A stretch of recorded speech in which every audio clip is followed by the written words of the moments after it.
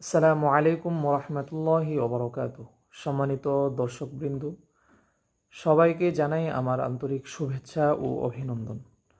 দর্শকবৃন্দ, আমরা আজকে কথা বলবো অনর্থক ধারণা বা অনুমান নিয়ে।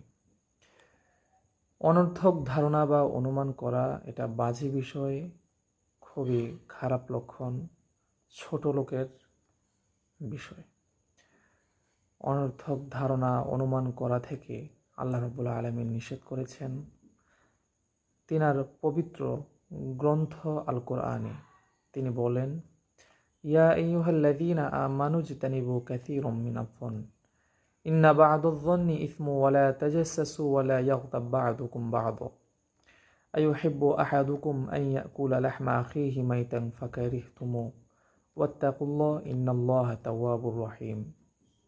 হে ঈমানদারগণ, তোমরা অনর্থক ধারণা থেকে বিরত থাকো। তোমরা গীবত করো না, তোমরা কাহারও দোষ অন্বেষণ করো না।